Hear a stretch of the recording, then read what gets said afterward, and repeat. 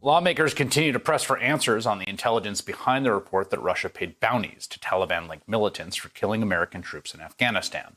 They want to know who knew what and when. Pentagon officials were on the Hill today briefing some senators, including members of the Armed Services Committee. One of those members, Senator Kirsten Gillibrand, Democrat from New York, joins me now. Senator, thank you for joining us.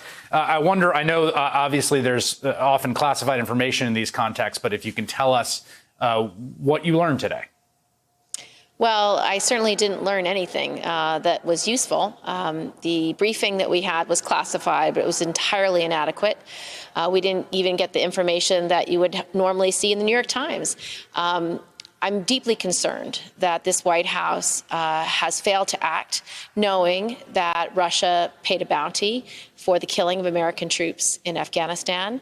The fact that we have the kind of evidence that other New York Times, Washington Post, AP have reported on about wire transfers of money as well as cash being found in safe houses in Afghanistan show a lot of evidence that this actually happened. And the fact that President Trump refused to stand up to President Putin is an outrage.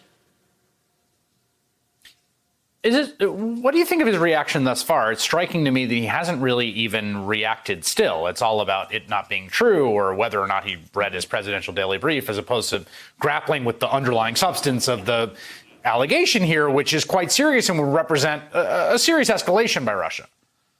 Yeah, President Trump has called this a hoax.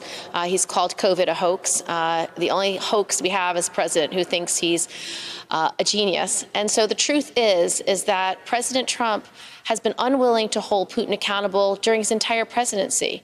He didn't hold him accountable during Helsinki. He didn't hold him accountable in any of the iterations since. And this is such a breach of the commander-in-chief's responsibility. He has failed as commander-in-chief. He is supposed to look out for our service members. He is supposed to guarantee that he's doing everything in his power to make sure that their missions are as safe as they can be. To not react to this information and to have his White House, not react and not do anything with regard to Russia is simply a dereliction of duty.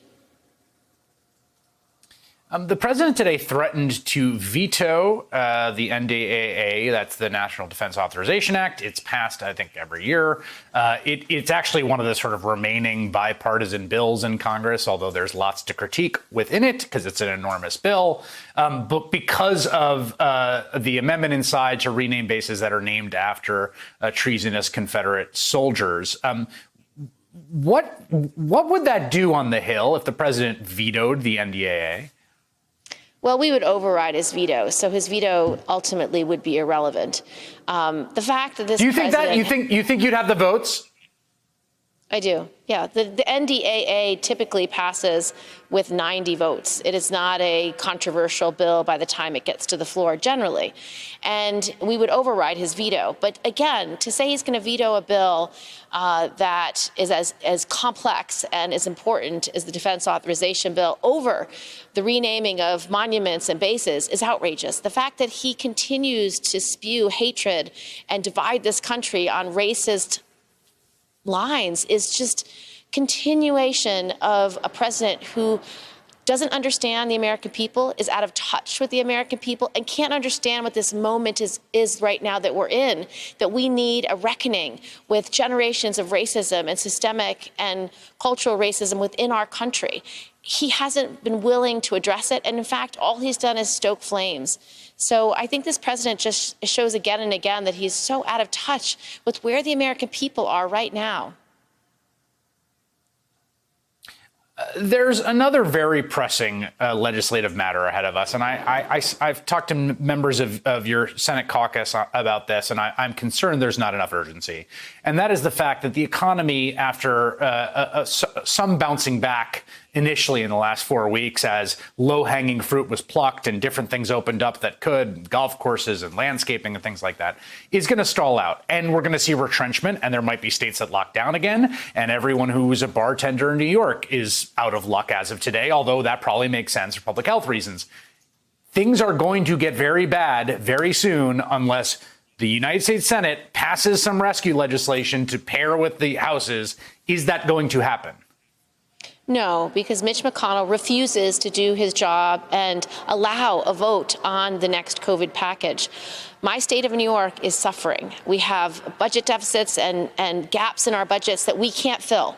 And so we need state and local money being infused into these states. The House bill had $1 trillion alone for state and local. It had resources for our hospitals, for our first responders, for vaccinations, for testing, for contact tracing. It had resources for small businesses and for families that are still unemployed. Most of the aid that we put into place is going to run out very soon, much of it by the end of July. Soon. And so very soon. And for Mitch McConnell to be unwilling to let us even vote or even debate a measure about the next COVID package shows how irresponsible he is. And again, how out of touch he is with the American people. He seems to have no understanding of how many people are suffering, don't have enough food to put on their table, don't have the resources to provide for their families and their children, and states that are going bankrupt. Senator Kirsten Gillibrand of the state of New York, thank you so much for making time tonight. Thank you.